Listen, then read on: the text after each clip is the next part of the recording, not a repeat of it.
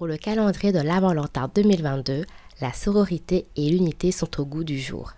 J'ai voulu faire parler plusieurs créatrices de contenu noir issues de ma génération. Elles qui, contrairement à moi, ne parlent pas d'amour, je me suis demandé ce qu'un mix entre nos deux univers, si distincts soient-ils, peuvent faire ensemble. Pour ce premier épisode, je te présente Safia Fierce, la dictatrice des foutaises. Coucou Safia. Coucou, c'est Mélanie. Enfin, tu veux que je t'appelle comment? C'est des manies, c'est bien. Ok, parfait. Mais ouais. Je sais que Glou, c'est pour les intimes. Oui, quand on sera plus proche, peut-être à la fin de Ok. de notre moment, peut-être que tu pourras m'appeler Glo, c'est toi qui vas décider. Ok. Voilà. Et quoi, ça va? Ça a été le voyage? Oui, ça a été un peu long la correspondance, mais ça va. Ah bah... Oui, mais c'est des minutes de longueur... C'est des... Hein? Vraiment. C'est des minutes d'amour parce que tu es quand même à Liège. Ouais. Tu sais pas où t'es en fait. Non, je connais pas du tout. Mais quelqu'un m'a dit que c'était une sale ville. Ce quelqu'un-là, oui, elle a raison. Ok. C'est vraiment une chouette personne. C'est qui même? C'est Marie Fidèle. T'as fait une vidéo avec elle, non? Ah, peut-être. Je sais plus trop. Et sinon, d'abord, merci. Ça me fait vraiment plaisir. C'est la première fois que mon calendrier de la Valentin, vraiment, il est international grâce à toi, en fait. Bah, merci pour l'honneur. Ah bah oui, moins plus qu'une Suisse et c'est bon, quoi. Ouais. Là, j'aurai toute la francophonie. Donc, voilà. Alors, moi, bien sûr, je te connais parce que tu as la maladie de twerk comme moi, mais bon, ça, on en discutera. Quand je twerk, c'est que mes fesses ont envie de bouger. Vous voyez, c'est left, right, gauche, droite. Et c'est une façon de s'exprimer. Un autre moment, mais j'aimerais bien que tu te présentes. Ok. Qui est Safia Fierce? Alors, moi, je suis créatrice de contenu, influenceuse, comédienne digitale, et je crois que ça suffit. Et reine des foutaises. Et reine des foutaises. Ah, merci. T'as bien fait ton travail. Ah, merci. Et du coup, j'aimerais bien savoir comment, tout simplement, tu as commencé parce que je pense que tu as fait un bac littéraire. Ouais. Ouais, moi j'ai fait un bac littéraire. Vous appelez ça un bachelor? Non, vous appelez ça comment? Non, c'est au lycée. Non, je sais plus comment vous appelez le lycée. Oui, en fait, nous, c'est pas la même chose. C'est vraiment pas le... Ouais, du coup, un bac littéraire, du coup, pour les Français qui écoutent. Après, j'ai fait une prépa littéraire. Après, j'ai fait une école de traduction. Et après, j'ai été au chômage pendant 2 ans. C'est drôle! Vaut mieux en rire de toute façon. C'est ça, non, rire de ses traumas? Ouais, mieux vaut. T'as fait ton travail, hein. Madame, il faut. Et donc, donc, en fait, toi, que dans les langues. Ouais, que dans les langues, oui. Les maths, les sciences. Non, j'ai arrêté à 16 ans et ça me va. Et donc, du coup, c'est durant alors tes 2 années de chômage que tu as commencé dans Instagram ou enfin tout ce qui est création de vidéos ou non? Ouais, j'ai commencé. En fait, j'ai eu 2 ans de chômage parce que j'avais une expérience qui s'est pas bien passée. Une expérience professionnelle. Tu veux raconter, chouchou? Non. Ça s'est pas bien passé et ça a remis beaucoup de choses en question, mes études, toute ma vie, quoi. En plus, il y a eu la pandémie en même temps. Ah, c'était en même temps. Oh. Enfin, non, c'était un an avant la pandémie, mais du coup, comme je suis restée 2 ans après, j'étais pendant la pandémie, du coup, au chômage. Ouais. Et j'avais plus envie de retourner dans le monde professionnel. Enfin, il me fallait du temps pour process. T'as bien raison. Et en général, c'est toujours dans les moments de traumatisme que tu reviens un peu à ce qui te paraît naturel. Et du coup, j'ai commencé à faire des vidéos un peu plus sérieusement. Et du coup, là, c'est en train de prendre une petite sauce. Mais j'aime beaucoup le goût. Merci. Mais est-ce que avant ces 2 années, par exemple au lycée, est-ce que tu avais peut-être option théâtre ou que sais-je, même pas? J'ai fait une option de théâtre pour le bac, mais jamais sérieusement. Donc ça veut dire que la comédie, c'est venu comme ça? Ouais, c'est venu naturellement, ouais. Donc après tes 2 années de chômage, du coup là maintenant tu travailles. Ouais. Et tu travailles, ça va? Comment ça se passe ce monde du coup c'est un travail alimentaire.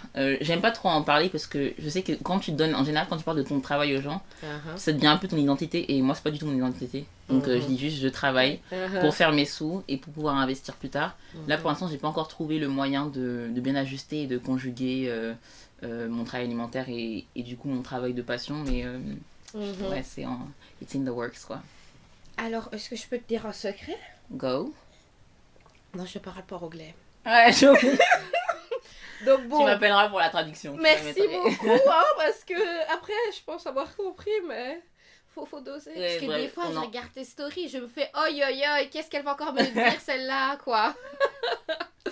Et donc, en fait, moi, comme je l'ai dit dans d'autres vidéos, je vous prends les créatrices de contenu parce que, voilà, pour moi, vous êtes toutes des micros. Enfin, j'aime pas trop dire micro-influenceuses, enfin, ça met trop dans des cases, mais en tout cas, des créatrices de contenu qui, moi, m'influencent et qui, à chaque fois que je regarde les personnes qui vous suivent, c'est tout le temps les mêmes types de personnes. Donc je me dis en fait que et moi je me mets aussi là-dedans dans le sens où vous m'influencez aussi, vous influencez toute une génération, et ce qui est super bien c'est qu'on fait pas la même chose. Comme on a parlé de Marie Fidèle, elle parle de tout ce qui est sociologie, tout ce qui est, et puis aussi elle a vraiment un impact très, dans le réel, dans le sens où le fait qu'elle a déboulonné une statue de Léopold II dans son université, c'est du palpable, alors que on va dire que nous, c'est un peu du 3.0, mais ça reste quand même du militantisme, ça reste quand même du contenu, quoi. Et donc moi j'étais prise aussi parce qu'en fait ce que j'aime bien c'est que tu parles déjà de choses dont moi je ne parle pas. En fait c'est faux, je pense qu'on parle de la même chose mais différemment. Et j'adore. Et donc du coup est-ce que tu as toujours été la drôle de la, je sais pas, de la fratrie ou de enfin moi j'ai la sororie parce que t'as 2 sœurs et un frère, et pour moi non, j'ai une sœur et un frère. Et moi j'ai dit, t'as dit 2 sœurs. Ah ouais. Non, j'ai un frère et une petite sœur, ouais. Oui, voilà, c'est ça. Donc donc du coup je voulais dire sororie mais ça fonctionne non. pas. Je suis hyper triste. Mais du coup on est deux bah oui, c'est ça, donc le féminin l'emporte. Merci, voilà.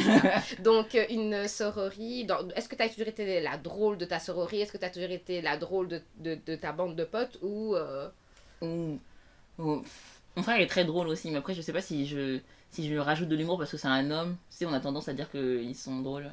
Alors, enfin, je sais pas, on est tous drôles, mais je dirais que dans mon groupe d'amis, je suis un peu clown, mais je le suis vraiment quand je suis très à l'aise. C'est-à-dire que quand je connais pas les vibes, je parle pas du tout, je suis vraiment je parle pas du tout.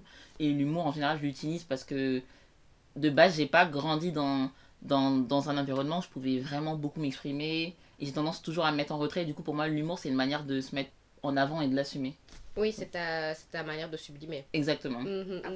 Et en fait, ce qui m'a aussi beaucoup plu dans le pourquoi du comment je voulais que tu viennes ici, c'est que c'est ton podcast Anecdote. Anecdote. Ah, ok, moi je sais que c'est Anecdote, bien, la meuf qui parle. Ouais, non, Anecdote, ouais.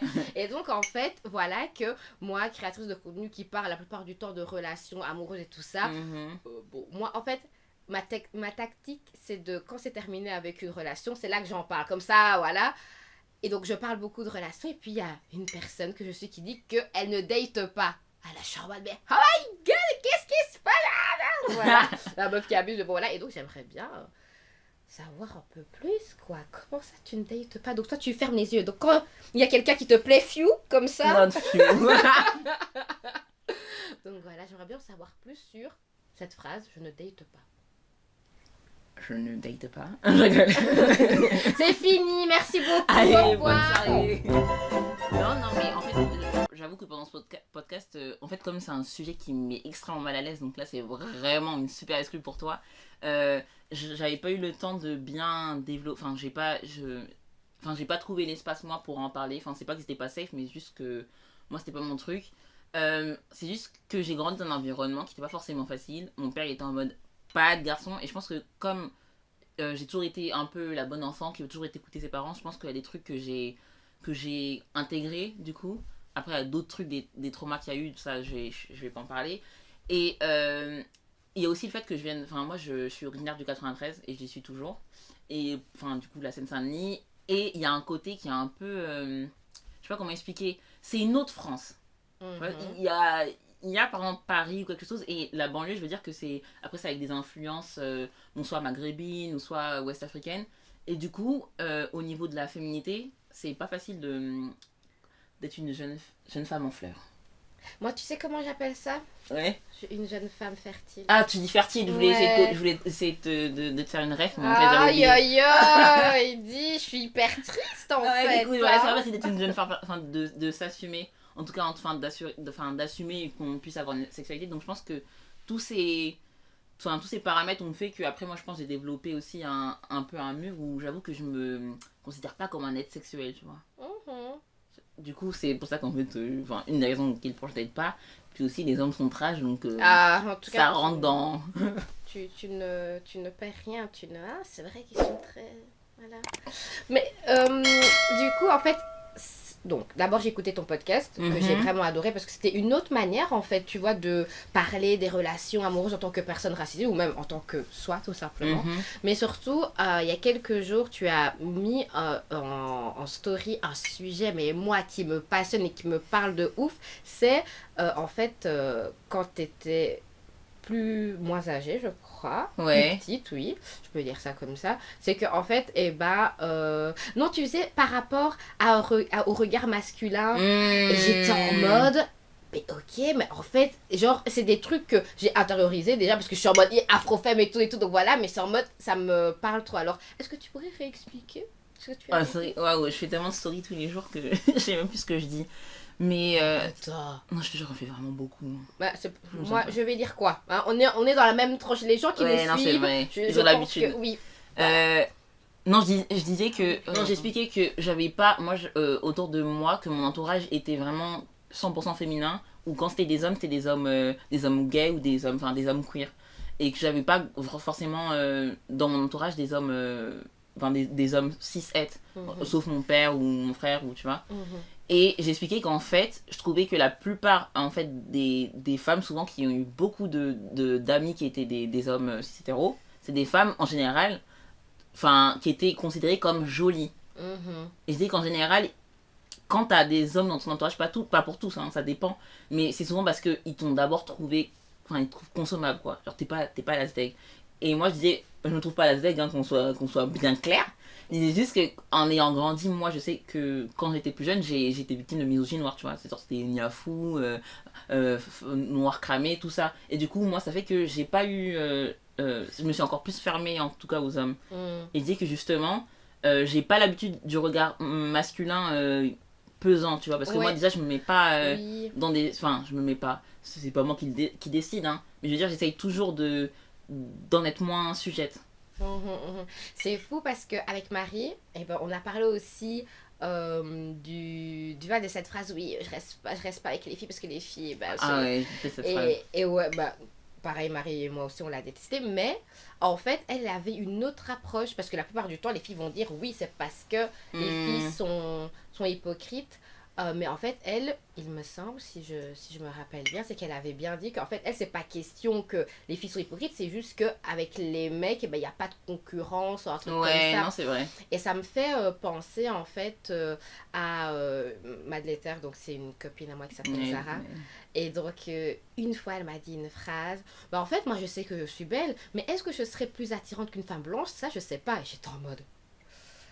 beaucoup de traumas dans cette phrase, beaucoup de choses à dire, parce que en soi, comme tu l'as dit, on sait qu'on peut plaire et tout, mais en fait, avec la société dans laquelle on est-ce que on est désirable, entre guillemets, et puis quand on l'est, il faut encore voir si le mec n'est pas fétichiste, si le mec n'a pas de... Donc ouais, c'est quand même compliqué. Et autour de toi, est-ce que tu es la seule personne qui a ce mantra, j'avais envie de dire mantra, mais non, mais qui a ce mode de vie de... En fait, ça dépend. La plupart de mes amis dark skin, du coup à la peau foncée, j'ai remarqué qu'il y a beaucoup d'entre nous qui ont une vie affective, genre soit nulle ou soit chaotique. Hein. Ah ouais? Ouais, je te jure, je me suis rendu compte vraiment de ça. Peut-être maintenant, ça commence un peu, maintenant qu'on arrive un peu genre... dans le milieu de notre vingtaine, ça va un peu mieux, mais de base... Ça me fait trop penser à une copine qui est dark skin et qui maintenant, elle m'a dit, ok, maintenant je suis à la mode, quoi. Et j'étais en mode, ah oui. Ouais, parce que c'est vrai que... Ouais. Et dans tes autres nuances d'amitié... mes amies blanches, ça a l'air... Ça va pour elles. Ah, d'accord. Les autres aussi, mais... Enfin, non, ça dépend. Après, la plupart de mes amis, en général, comme... je traîne beaucoup avec des gens qui sont artistes, c'est compliqué un peu, c'est pas forcément leur relation affective. Non, mais après c'est d'autres, s'ils sont pas dans des relations, c'est d'autres paramètres. Ok. Et j'ai cru aussi comprendre que tu ne voulais pas d'enfant. Non. J'adore, parce que Petite anecdote, voilà, moi je sais pas si j'en veux. Et puis quand je dis ça, alors celle qui est en bas, c'est-à-dire ma mère, pardon, il faut pas dire ça. Nanana, donc voilà. Mais je trouve en fait que cette envie d'enfanter ou non dans notre communauté, même si elle est diluée parce qu'on vient de la diaspora, elle reste quand même un peu en regard, un peu après, voilà. C'est vrai qu'on n'a pas aussi la même culture. T'es sénégalaise, moi je suis congolaise, et en plus t'habites en France, moi j'habite en Belgique, donc je pense qu'on a quand même des points qui se rejoignent, mais des points aussi qui ne nous lient pas. Mais moi, en tout cas, voilà, quand je dis à mes copines noires que je sais pas si je vais avoir d'enfants. De toute façon, toi, Gloria, bon, bah voilà, mais. Voilà. Et toi, lorsque tu. Déjà, pourquoi tu veux pas avoir d'enfants? Ma chérie, si t'as pas envie de parler, tu dis pas. Ok, non, ok. Parce qu'on va bientôt mourir. Hein. Non, mais en fait, je sais pas, c'est.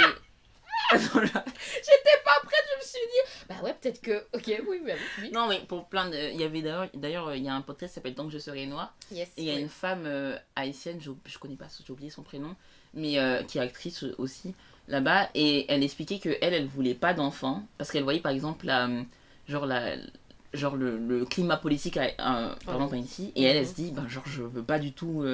Faire naître un enfant dans un système genre de corruption ou tu vois et tout ce qui se passe en Haïti et genre moi il y a plusieurs trucs. Je pense que déjà il y avait le fait que tu sais, comme j'ai un rapport déjà à l'amour qui est pas forcément évident, je pense que ça joue aussi.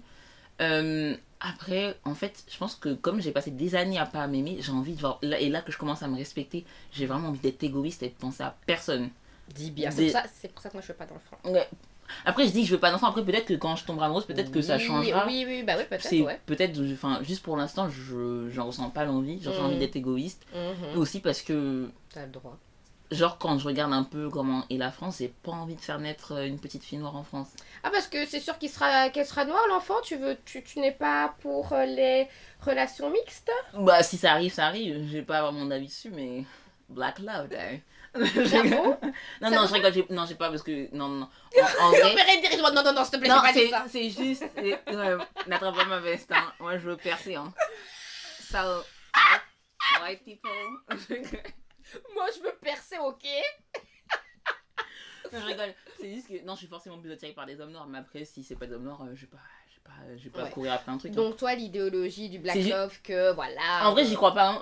En vrai, je dis oui, mais en vrai, c'est quoi? Tu sais, depuis le début de notre conversation, il y a une phrase qui me taraude dans la tête. Vas-y, est-ce que tu crois en l'amour l'amour, tu vois, mais moi je ne sais pas le dire, mais l'amour vrai, le pur, le dur qui va durer. Moi, je crois en l'amour amical. Ouais. Ah, mais moi, j'étais femme. Est-ce que ça dépend parce que tu parles de quel amour? Ah non, d'abord réponds à ma question. Est-ce que tu crois en l'amour? Oui. Si c'est... Ça dépend... Si c'est l'amour en général qui englobe tous les amours, oui. Mais l'amour romantico-sexuel, non. Hey, en fait, jusqu'à t'as vraiment changé ta tête. Non, parce qu'en fait, non, après, je sais pas, parce qu'en fait, tu vois, le problème, c'est que je pense que comme je suis un peu une bouguette amère, tu vois, mes réponses, elles sont très orientées en mode très pessimiste. Mais ça, on s'en fout. Moi, je te pose la question. Mais du coup, moi, je pense que l'amour affectif auquel on pense, en tout cas dans la société en général, dans les films et tout, moi, je trouve que c'est beaucoup de choses qui sont un peu liées à la luxure. C'est-à-dire à la sexualité, au sexe. Ah ouais. Tu vois, je pense que ça corrompt un peu. Après, enfin, je sais pas si ça corrompt, ça fait partie de la chose. Mais je sais pas si c'est vraiment si l'amour auquel on pense est vraiment aussi... Aussi beau? Je sais pas, aussi pur et aussi... Enfin, pas pur, parce que c'est pas le mot, mais aussi un peu... un peu utopique, tu vois. Oui, je vois. Ça me fait penser à quoi? J'ai d'abord parlé de ça à ma mère, puis après ma psy, parce que ça me taraude vraiment, encore une fois, l'esprit. J'ai beaucoup de choses dans la tête. Ah bon, et donc, en fait, je me suis demandé, est-ce que c'est logique de fonder, en fait, toutes ces envies, toutes ces croyances en une seule personne? Exactly. Et donc, je suis en train de me dire, bah non, mais en fait, autour de nous, on a tellement des modèles où mon mec c'est mon meilleur ami, mon grand frère, mon père, faire confiance. Et puis moi, je suis dans ma relation en mode, bah... c'est pas mon meilleur ami, on s'entend bien, c'est ressemble pas mon grand frère, c'est pas mon père, parce que voilà, donc...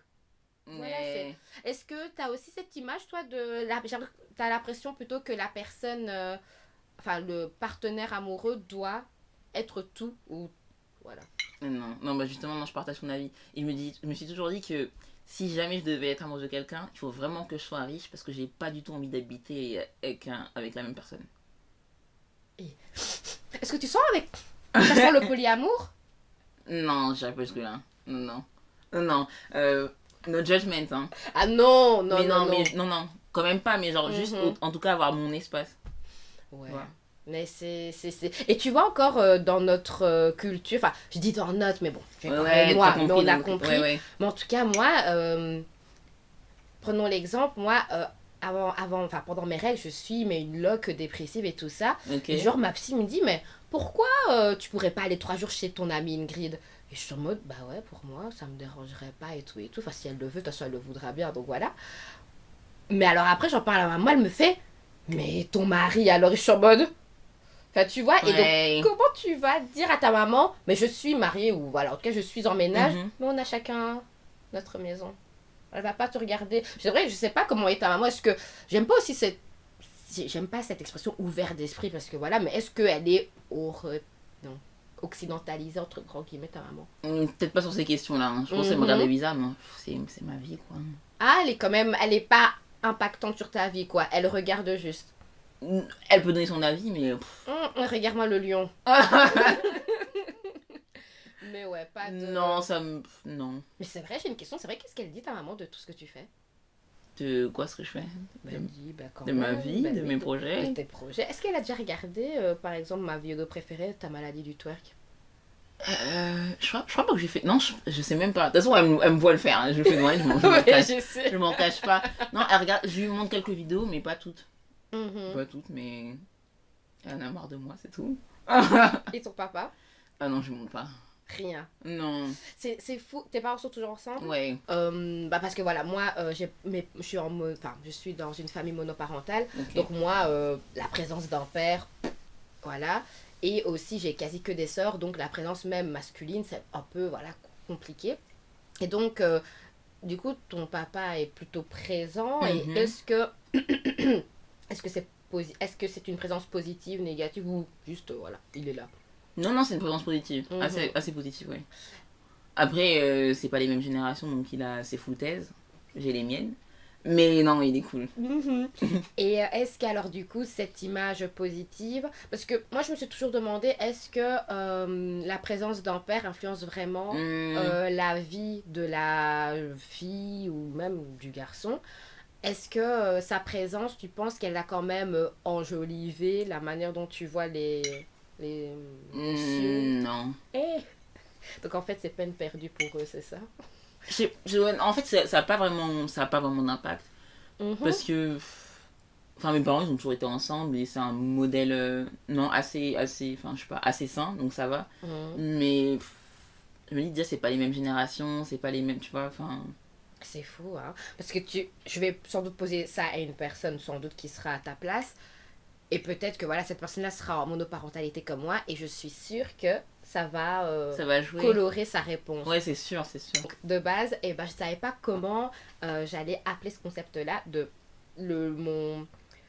Ma base, c'était il se passe quoi dans TDM. Dans le sens où, voilà, tu es une créatrice de contenu. Et tu es face à plusieurs personnes. Et je me suis un peu demandé comment ça se passe au niveau...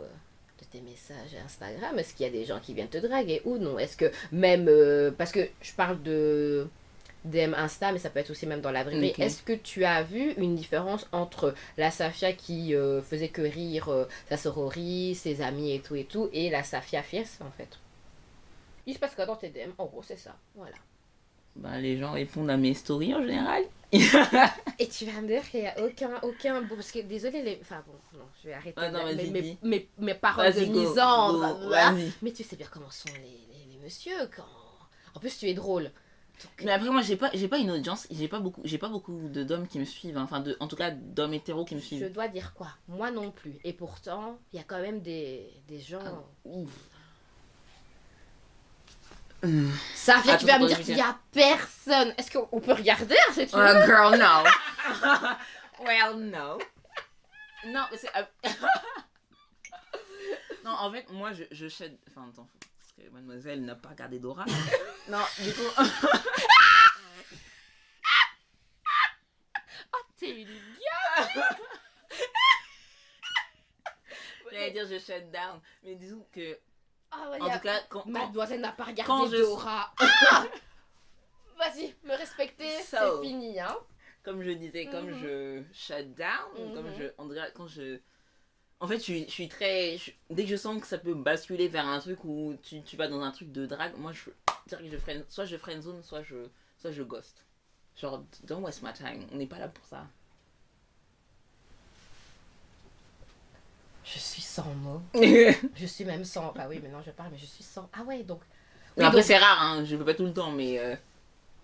Oui, parce que dans Anecdate, il me semblait qu'il y avait quand même eu une histoire et puis... non, ça j'en parle. Je voulais juste essayer. De toute façon, on est là pour... Non, être- l'important c'est d'essayer. Hein. Mais oui. Tu vois, avec Dora, j'ai pas trop essayé. Voilà comment. Hein. Ouais, en tout cas. Donc voilà. Dernière question. Pour toi, qu'est-ce que ça t'évoque le calendrier de la Valentin? Un décompte jusqu'à la Saint-Valentin. Et du coup, tu choisirais quel numéro? Le 3. Parce que je suis née le 3 août. Open your mic. C'est comme ça qu'on dit? Drop the mic.